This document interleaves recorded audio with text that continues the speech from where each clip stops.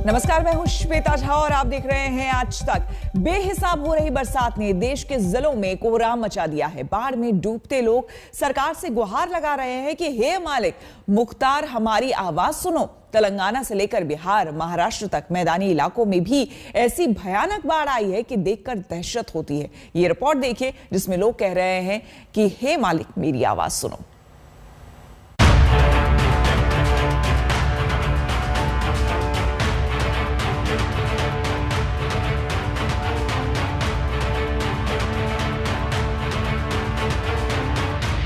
तेलंगाना की ये तस्वीरें दहशत से भर देने वाली हैं।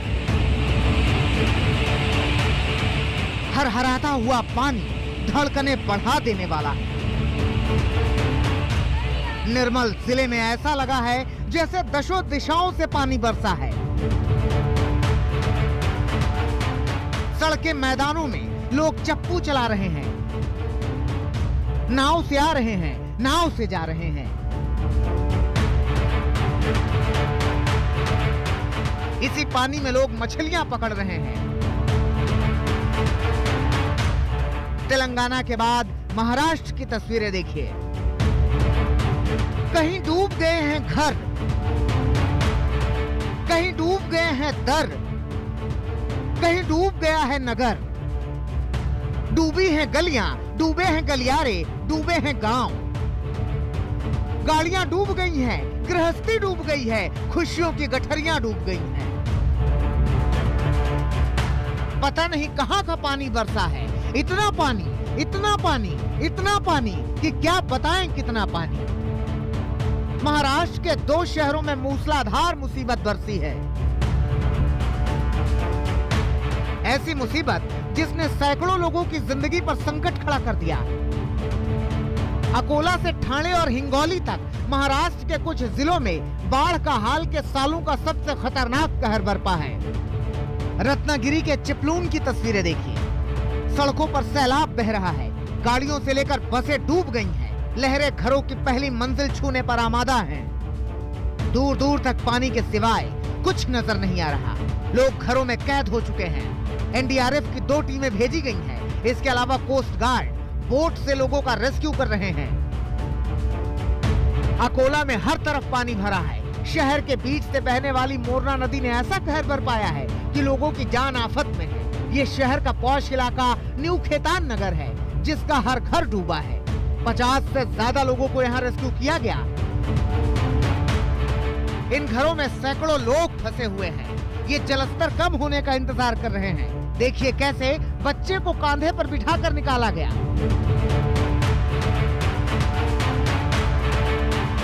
बुजुर्गों को भी काफी एहतियात के साथ बाढ़ के पानी से बाहर किया गया। ये तस्वीर ठाणे की भिवंडी की है। रात के अंधेरे में पानी का स्तर इतनी तूफानी रफ्तार से बढ़ा कि कम से कम 50 लोगों का रेस्क्यू करना पड़ा। पूरे इलाके में 4 से 5 फीट तक पानी जमा है।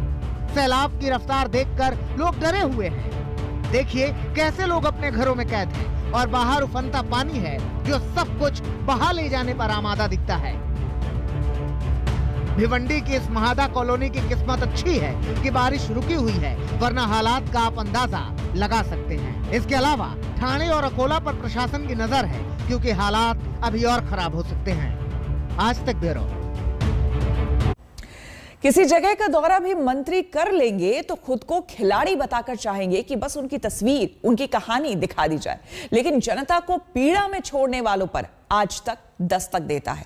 कहानी बिहार के दरभंगा की है, जहां पर जल संसाधन मंत्री दौरा करते हैं, लेकिन आम आदमी का वो दर्द नहीं दूर करना चाहते जिसके लिए जनता ने उन्हें चुना है। जो स्कूल में है वहां पर खाना बना करके 9 से लोगों के घर में खाना भेजा जाता है। ये भी तो तस्वीर है। बिहार के जल संसाधन मंत्री संजय कुमार झा जब बाढ़ प्रभावित इलाके में पहुंचते हैं तो चाहते हैं कि मीडिया बड़ी अच्छी चीज दिखाए, लेकिन बिहार के जल संसाधन मंत्री जी को कौन समझाए कि जो अफसर सर करके उन्हें बाढ़ की विभीषिका का एहसास करवा रहे हैं। जिस दरभंगा का उन्होंने बोट पर दौरा किया और जानकारी ट्विटर पर फोटो के साथ शेयर कर दी, उसी दरभंगा के कई गांव हफ्तों से डूबे हैं और किराए की नाव के सहारे जी रहे हैं। बिहार में भले मंत्रियों के काफिले सड़क और हाईवे पर दौड़ रहे हों, लेकिन बिहार में आम आदमी नाव तक के लिए मोहताज हो गया है। जिस कुशेश्वर स्थान का मंत्री जी ने लाइफ जैकेट पहनकर दौरा किया, उसी कुशेश्वर स्थान को मंत्री के निरीक्षण से कितनी राहत मिली, एहसास आपको 7 साल के बच्चे की दस्तक देती ये कहानी दिलाएगी। कड़ी धूप से बचने के लिए खुद अपने हाथ में छाता पकड़ने वाला ये लक्ष्मण है, जिसके पैर की हड्डी टूट गई। परिवार को प्लास्टर चढ़वाने के लिए 3 घंटे नाव पर इस तरह बैठकर आना पड़ता है। लक्ष्मण कुशेश्वर स्थान प्रखंड के अकौनमा गांव का रहने वाला है। पूरा इलाका कई हफ्तों से बाढ़ की चपेट में। ऐसे में जब इस बच्चे के माता पिता को कुछ नहीं सूझा तो वो उसे खटिया समेत नाव पर लेकर कुशेश्वर स्थान पहुंच गए। चारों तरफ केवल पानी ही पानी नजर आएगा और ऐसे में हम जो आपको तस्वीर दिखा रहे हैं, बहुत ही हृदय विदारक ये दृश्य है। जब आप देखिए, गांव में एक बच्चा है जिसके पैर में चोट आई, उसका पैर टूट गया और इलाज कराने के लिए इन्हें 8 किलोमीटर तक इस नदी में नाव पे लेकर आना पड़ा है कुशेश्वर स्थान।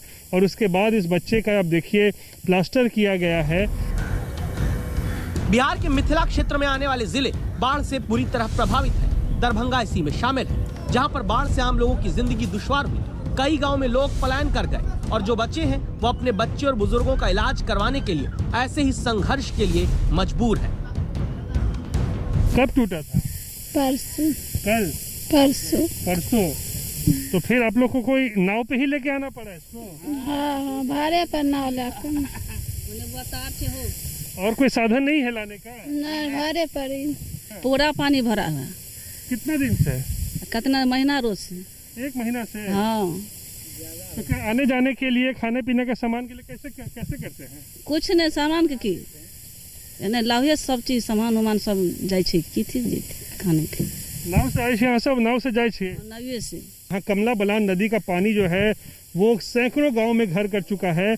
ऐसे में अगर कोई बीमार पड़ जाए, उसको दवा की जरूरत हो, उसको डॉक्टर की जरूरत हो, इलाज की जरूरत हो, तो कोई सहारा नहीं है, कोई रास्ता नहीं है ताकि उसे कुशेश्वर स्थान लेके आया जाए, जो नजदीकी जहाँ पर आपको डॉक्टर या चिकित्सा मिल सकता है। चिकित्सा केंद्र होगा सब में क्या है? कोई है वहाँ?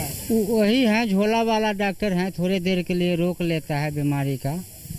और गांव में भी कुछ छोटा मोटा जो है चिकित्सा केंद्र, वहाँ पानी भरा है क्या? हाँ, वहाँ पर भी जाने में पानी है, मतलब इस कॉलोनी से उस कॉलोनी में जाने में पानी है।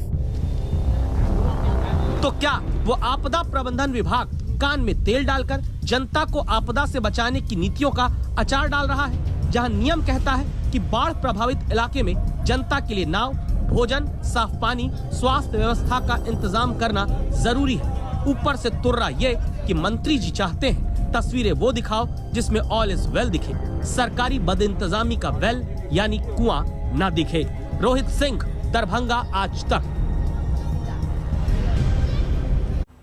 संसद भवन और किसान संसद में दूरी महज 2 किलोमीटर की है, लेकिन सवाल है कि क्या आंदोलनकारी अन्नदाताओं और सरकार के बीच बातचीत की दूरी कम होगी? हालांकि सरकार ने फिर कहा है कि वो बातचीत के लिए तैयार है, लेकिन किसान नेताओं का दो टूक जवाब है। तीनों कृषि कानूनों को वापस लिए जाने से कम पर वो तैयार नहीं है। अब देखना यह है कि क्या किसान संसद से कोई समाधान निकलेगा।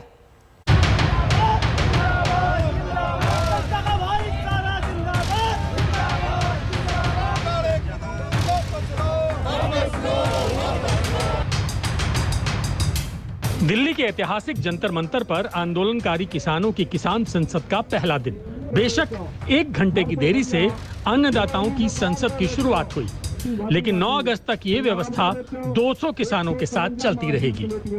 जंतर मंतर पर किसान संसद से निकली आवाज का शोर तो बहुत तेज नहीं था, लेकिन उसमें जोर इतना जरूर था कि संसद भवन में बैठे कृषि मंत्री को फिर कहना पड़ा, हाँ, सरकार बातचीत के लिए तैयार है। एक बात समझिए कि किसान हैं हम लोग, किसान जो फसल बोता है उसको काटता भी है। इस आंदोलन में हमने जो फसल बो दी है ये काट के जाएंगे। मोदी साहब को ये कानून वापस लेने पड़ेंगे, ये आप यहाँ से लिख लें। हम पीछे नहीं हटेंगे, नहीं जाएंगे। ये सेशन आगे बढ़ाना चाहें। किसान यूनियन के आंदोलन का सवाल है, सरकार ने पूरी संवेदनशीलता के साथ उनसे चर्चा की है। बिल के किस प्रावधान पर उनको आपत्ति है, अगर वो आपत्ति बताएंगे तो आज भी सरकार खुले मन से उनके साथ चर्चा करने को तैयार है।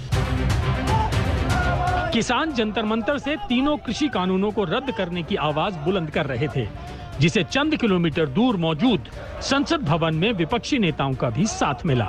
राहुल गांधी समेत तमाम विरोधी नेता बैनर तख्तियों के साथ गांधी प्रतिमा के सामने सरकार और बीजेपी के खिलाफ नारेबाजी कर रहे थे। प्रदर्शन की जगह दोनों पर मुद्दा सिर्फ एक, केंद्र पर दबाव बनाना था।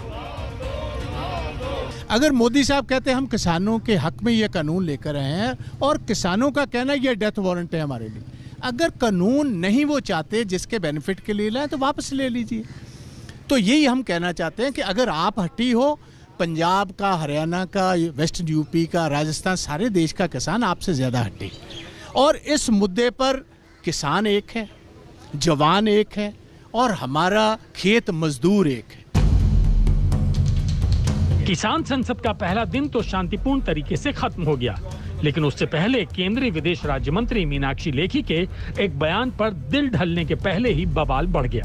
पहले सुनिए मीनाक्षी लेखी ने क्या कहा। मैडम, 26 जनवरी को आपने देखा कि किस तरह से किसान दिल्ली में घुसे और आंदोलन किया। फिर किसान आप उन लोगों को बोल रहे मगर नहीं है। केंद्रीय मंत्री के इस बयान पर किसान नेता क्या, विपक्ष को भी मौका मिल गया। मुद्दा तो पहले से ही हाथ में था, अब बयान पर प्रतिक्रिया की बारी थी। किसानों को तो कह ले भाई, यहाँ पे सड़क पर बैठे हमारा घर नहीं, दर नहीं, टेंट लगा के बांस के उसमें लग रहे, तो उनको तो हम मवाली दिखे हैं। बड़े लोग हैं वे, उन्हें हम छोटे लोग मवाली दिखते हैं। किसान झोपड़ियों में रह रहा ना 8 महीने से, तो उनको मवाली दिखते हैं। गवर्नमेंट तो लोगों से इतनी टूट गई है, जमीनी हकीकत से इतनी दूर हो गई है, या तो ये शरेआम ये झूठ बोल रही है या इनको लोगों की परवाह नहीं है। किसान विरोधी सरकार है, अन्नदाता का शरेआम अपमान कर रही है।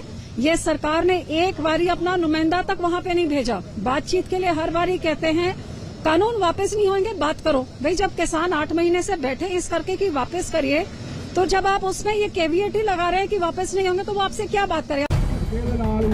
एक ओर किसानों की संसद चल रही है तो दूसरी ओर सरकार दावा कर रही है कि वो खुले मन से बातचीत के लिए तैयार है। किसानों के हित सुरक्षित हैं, सारी व्यवस्था कानून के अंदर है। तो भाई एक तो चीज़ ये होगी, आप किस मुद्दे पर जो है वो कुछ लोग जो है वो आंदोलन करने की जो दिखा रहे हैं, तो इसलिए मुझे लगता है कि सरकार ने कभी भी नो एंट्री का गेट नहीं लगाया। उन्होंने कहा कि आप आइए भाई, मुद्दे आपके पास क्या है, आप बात करिए। सवाल है कि क्या किसान संसद से निकलेगा कोई समाधान या महीनों से चल रहा आंदोलन यूं ही आगे बढ़ता रहेगा। जवाब भविष्य के गर्त में छिपा है। जितेंद्र बहादुर सिंह और कुमार कुणाल के साथ हिमांशु मिश्रा, दिल्ली, आज तक। हम रुकेंगे यहाँ पर एक छोटे से ब्रेक के लिए। बने रहे हमारे साथ, देखते रहिए आज तक।